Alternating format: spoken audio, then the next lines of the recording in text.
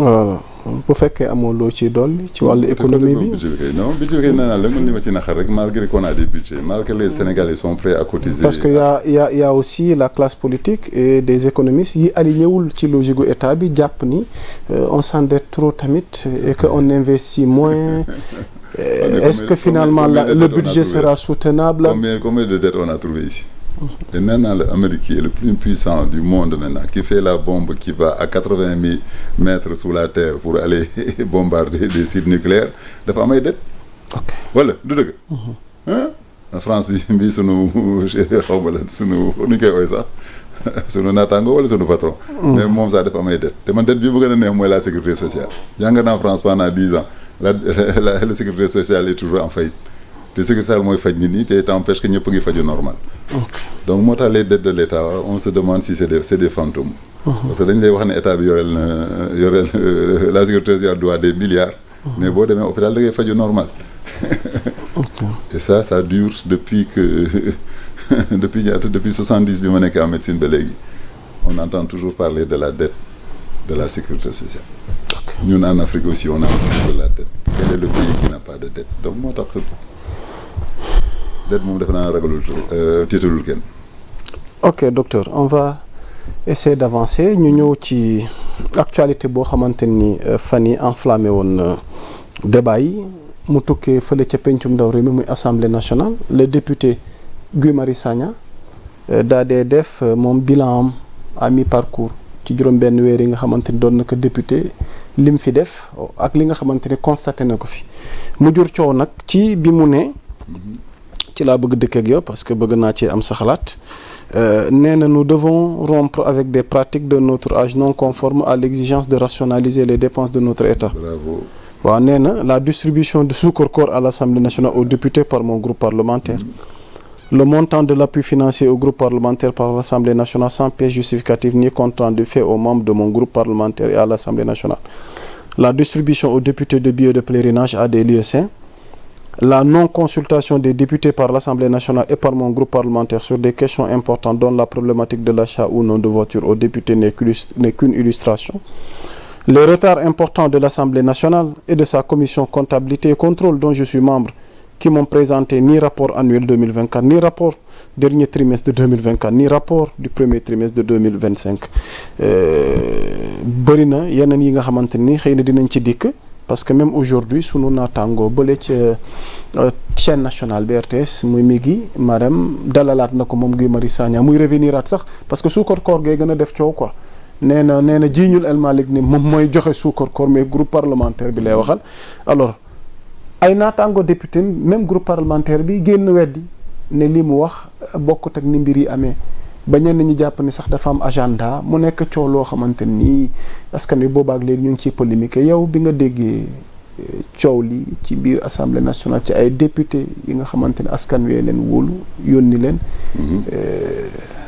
qu'est-ce que cela vous inspire docteur.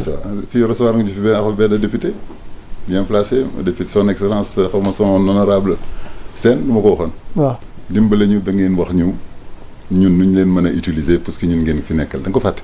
waaw fii de la woon mu ne la dinañu def naa ko jox samay suggestion mu xool nu mu ko traité. waaw laaj ko ndax envoyé ma ko suggestion yi ma ko waxoon ba tey tontuwuma. parce que li nga junjoon. te bés ba amoon ci njàkkare coow nañu affaire oto yi oto affaire 50 millions. maanaam daf mel ni yow li nga souci yi nga amoon moom la Guy Marius xëy exposé ko tey. absolument rapport amul compte rendu amul kenn du laaj kenn. xaalis bi presque lu dañuy joxe suukar koor dañuy joxe ay billets Makka billets pèlerinage Maria. le président assemblée la ce qu'il a fait c'est la tournée des autorités bi muy def tour autorité yóbbaalewul dara këru diine bu mu dem la nga defoon yóbbu fa dara ñun ñi di liggéey lu mu ñëwagul ñun ñi fay liggéey lu mu ñëwagul. L'Assemblée nationale y a un budget déjà de soins de plusieurs milliards yu fa nekk.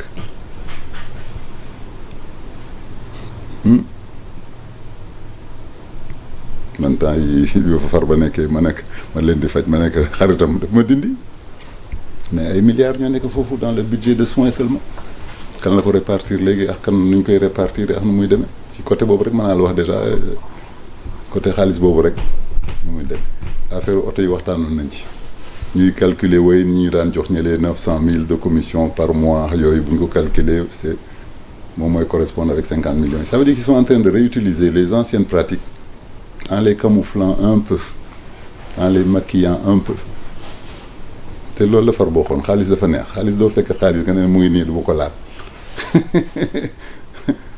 boo ko bëggulee laal ñi ko doon laalee di nga am noo ko defaree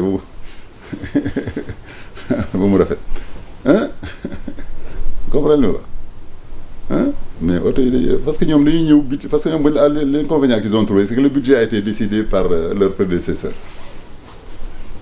loolu la wax mooy comme bi Macky ñëwee ne man damay def 5 ans ñu ne ko non fekk nga fi loi bu ne 7 ans ngay def ci sëlab suuf c'est la même chose qui se passe dans les bureaux bu ñu ne le ministre de l'éducation a dit qu'il a trouvé un petit déjeuner de 600 000 des carafes de xaw ma ñaata des kuddu mel ni kuddu yooyu ak basang yooyu ñu doon jaay pendant le PS da nga fàtte ay basang 10 000 francs donc dafa mel dañu ñëw fekk ko fa comme l'argent est là dañ ko utiliser est-ce que ñu am courage ñuy def ni PM defoon jël la moitié de son salaire jox ko benn pouponnière dem joxe ko benn femme kii def ay production kan moo ko nar def kan nga dégg na ci assemblée nationale ñi nga xam ne ñu ngi waroon 50 000 am na ñoo ci xamoon ñoo xam ne yoru ñoon 50 000 par weer ñooñu bu ñu leen joxee léegi salaire u nangam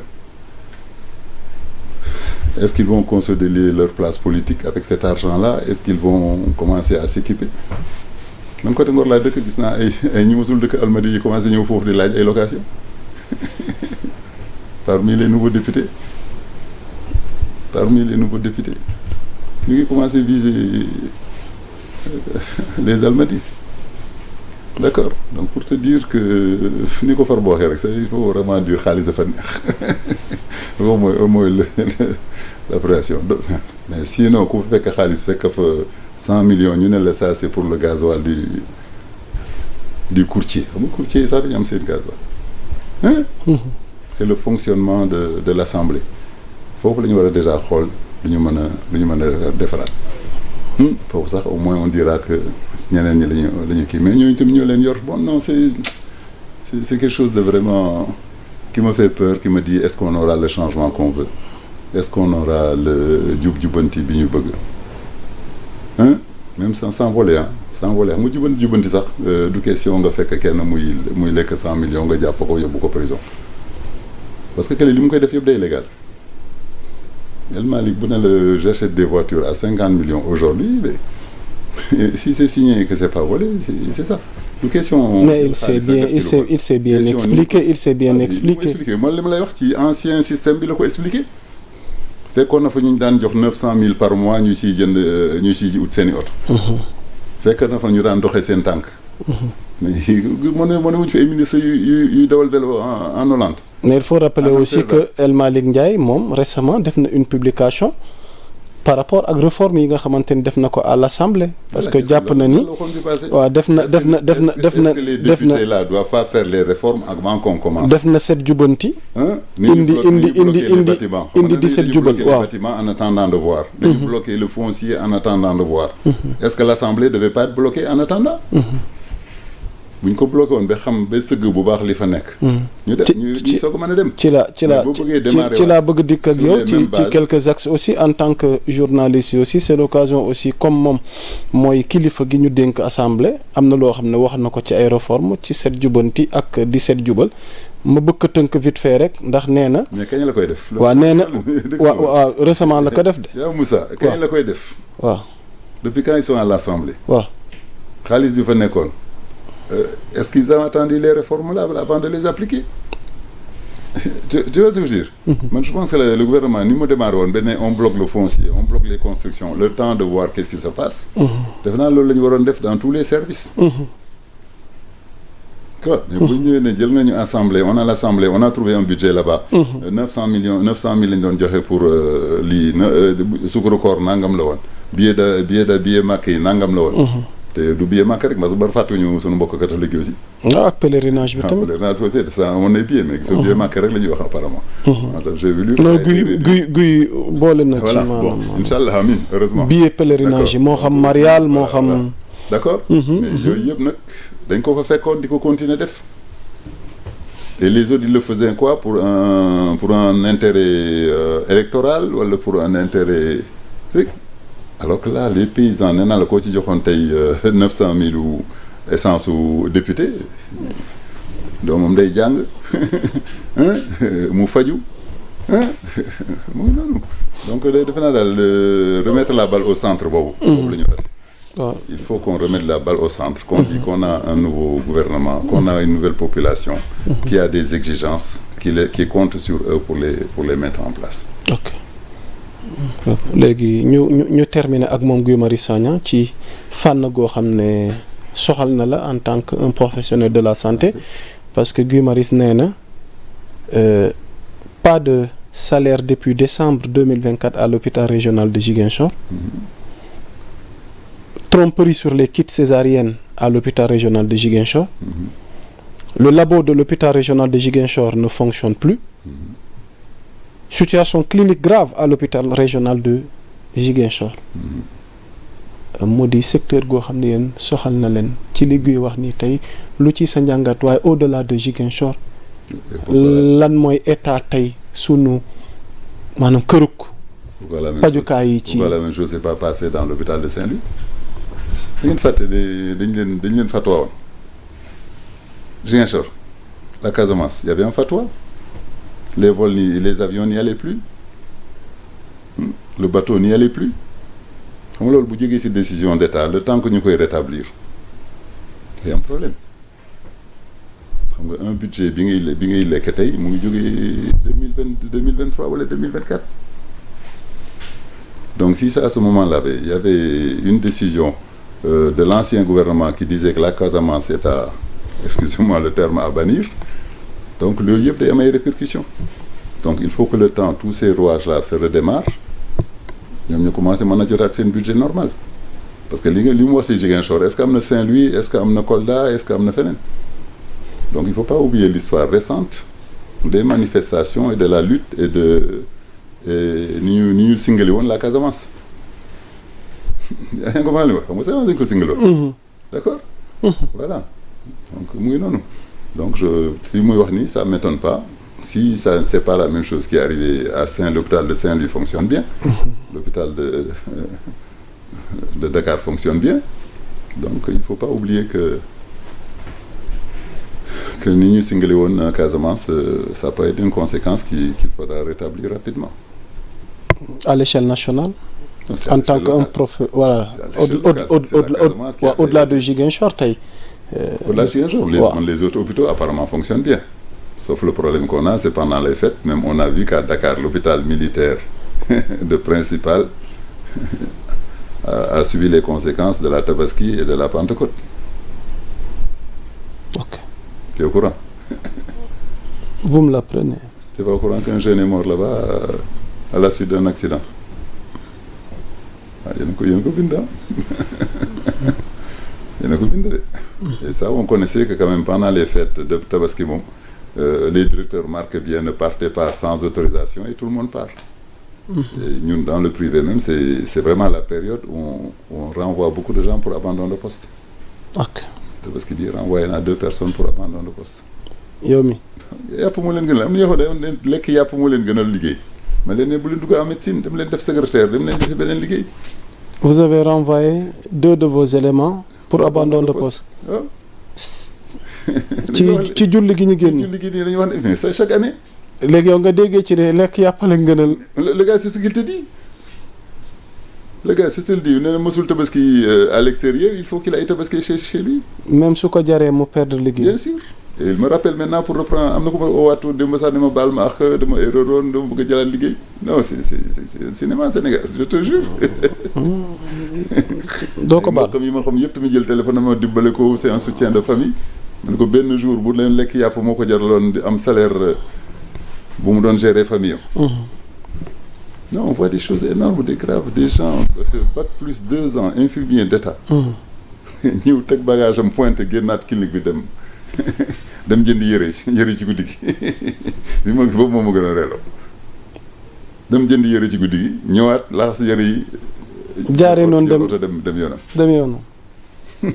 non Tabaski li mu jaral nit ñi c'est incroyable léegi nag il faut pas rentrer dans la médecine si on a cette conséquence moo tax ñun bu ñuy embauché la première chose lañ leen di wax en médecine d'urgence y a pas de fête y a pas de fête et la loi nous le permet même xam nga liggéey samedi ak dimanche heure supplémentaire lay doon c'est dans beaucoup de métiers mais dans la médecine c'est stipulé dans le code du travail que c'est pas une heure supplémentaire c'est un jour normal que tu dois faire parce que c'est un don de soi d'être en médecine et si nag les gens ne l'acceptent pas c'est dommage.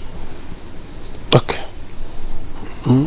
amaloo ci dolli ci wàllu santé bi laataa ñu jàll. non santé bi kay wax naa la rek ce qui m'a fait peur c'est qu'on retourne dans le même système Bill Gates moo ñëw récemment ne dina xaalis mooy defar santé bi mooy digitaliser sunuy dossiers ak yëpp digitalisation de secret médical d'une population vraiment je demande au ministère au gouvernement de faire attention. ok. Bill Gates ni mu mën a ni mu amee ay nit pour def lu ko neex ci ay données. On fait attention. Pendant le corona on a donné tous nos données. On a donné tous nos données. déjà. Donc on refait attention.